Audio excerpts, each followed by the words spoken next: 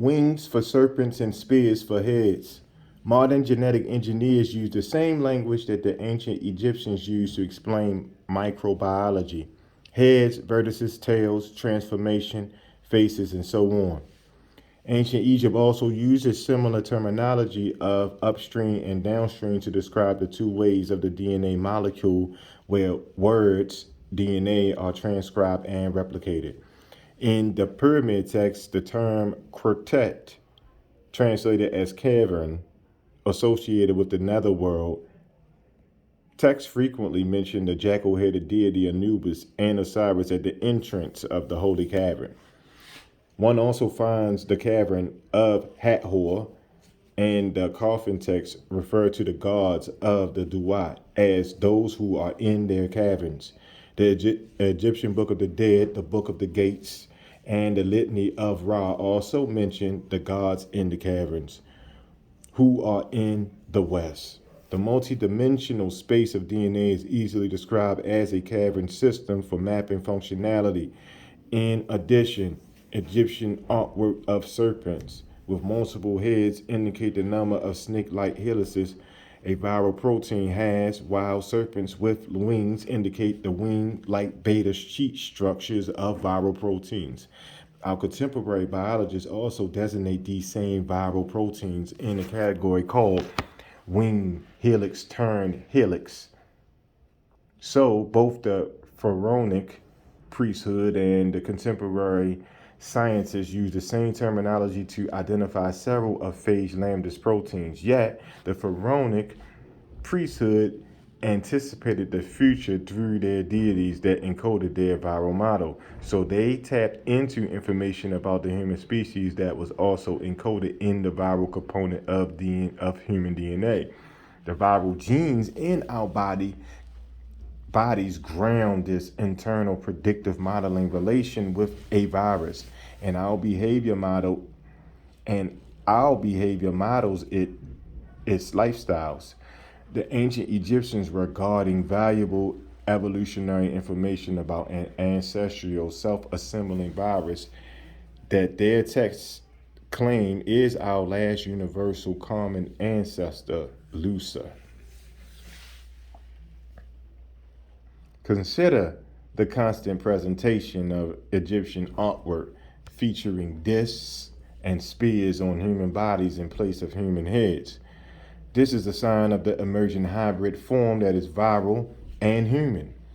It is interesting that the Emperor Justinian in the Fifth Council in Constantinople condemned the ideas of the Christian theology Origin with the following warnings: if anyone says or thinks that at the resurrection human bodies will rise spiritually in form and unlike our present form, let him be anathema.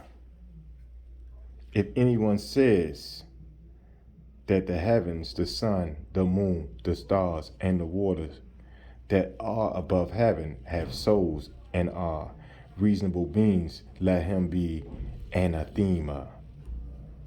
Justinian's anathemas suggest that the early church understood that some type of transformation about a change of form was possible at death that they could not comprehend. And so the mystery was cursed and dumped in history's dustbin, and the scholar Origen lost his chance to be canonized as a saint. We can trace the roots of these beliefs about souls, the sun, the resurrection in spiritual form directly to ancient Egypt. So Origen, who studied in the Egyptian city of Alexandria, is elaborating on ancient Egyptian belief about morphogenesis, or the development of spiritual form. Origen's comments also show us that the early Christian church was concerned about the mind-body problem. In De Principis, Book 3, Mr. Origen writes, the whole of this reasoning then amounts to this: that God created two general natures, a visible and a corporeal nature, and a invisible nature, which is incorporeal. This debate about human nature, free will, a change in substance, and transformation into forms of species has troubled humans for millennia. Actually, the mind body problem is summed up nicely in the 11th division of the ancient Egyptian book of Gates in the 20th dynasty, rather, 20th dynasty tomb of Ramesses VI. Peace, peace, O thou whose forms are numerous. Thy soul is in heaven, thy body is for the earth. Greatness has been ordered by thee thyself. Perhaps ancient Egypt generated the mind body debate that we will address in the game of centuries between the Diamond Hearts who favor the primacy of mind and the Thunder Hearts who prioritize the material body. A perspective. The mechanism governing pattern formation in human behavior may be a self-assembling virus replicating along the ancient glycosis gene expression network. In ancient Egyptian texts, the sun is the sign of a self-assembling virus. Life on Earth is a result of the flow of energy from the sun. According to ancient Egyptian texts, the sun's ultraviolet radiation, a solar spectrum with thousands of dark absorption lines as well as a diffuse interstellar bands cause an elemental chemical reaction allowing a natural emergence that amounts to phage mediated assembly of human and viral DNA in ordered crystallized superlattices.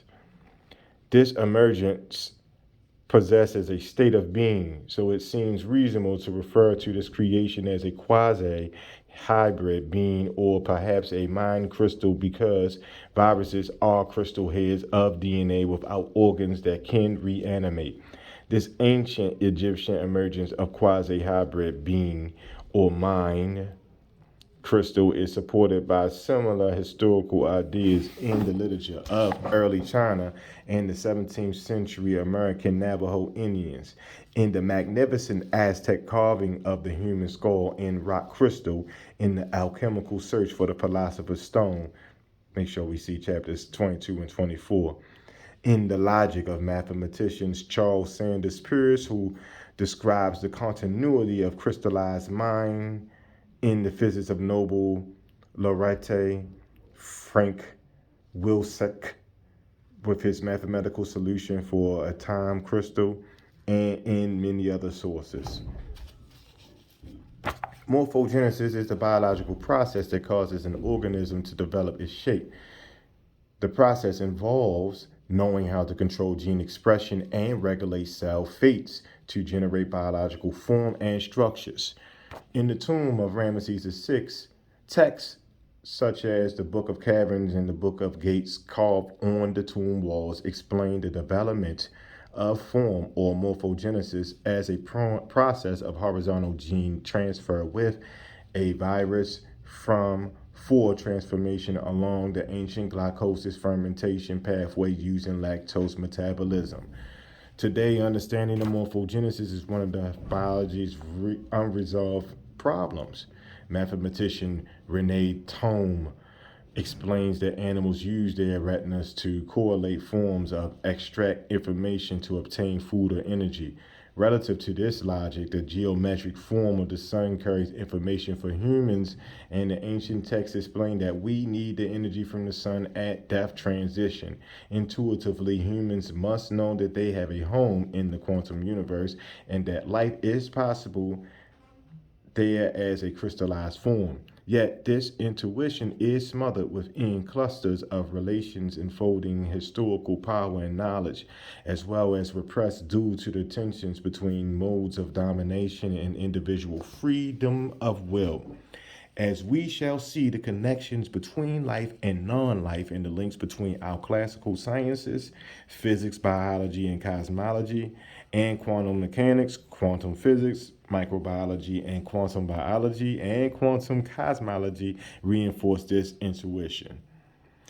And As ancient Egyptians, early Chinese, and American Navajo art and literature support the ancient glycosis gene expression pathway used by phage lambda is signaled by our behavior.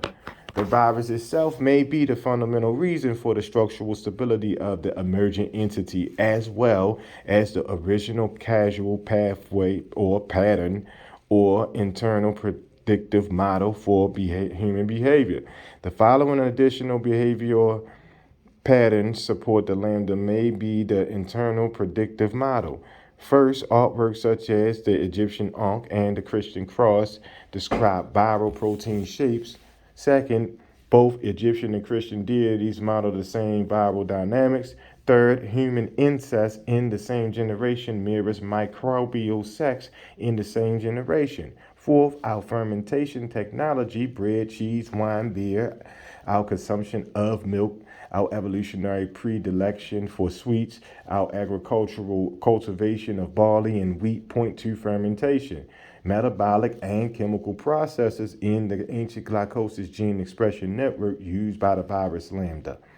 In addition, some modern technocrats forecast the merger of humans with machines and the end of humanity by 2100, as well as the hybrid infusion of super intelligent artificial intelligence into our universe. Unlike the quasi hybrid being formed through a merger of organic human and viral metal binding DNA, the contemporary technocratic rationale aspires to embrace our classical cosmos through metal matter, resulting from physical humans merging or uploading their brains into super intelligent metal machines. As been observed by John Avery, the rapid cultural development of our species can be viewed as an increasing growth of information that began 40,000 years ago. Culture accelerated when the invention of agriculture replaced hunter gatherer societies about 10,000 BCE, and when the birth of writing erupted in the Middle East circa 900 BCE. Information driven cultural evolution of our species then exploded through the codes of Mesopotamia, cuneiform, Egyptian hieroglyphics, Chinese ideograms, Mayan glyphs, and the Phoenician and Greek alphabets, resulting in the invention of paper, ink, printing, computing, and information technology. Avery believes that all our activities are fundamentally biological phenomena. However, our activities may be fundamentally biological because information driven cultural evolution maps the morphogenesis of a virus in human history. Let's first look at a sketch below of approximately 12,000 years of recent human history.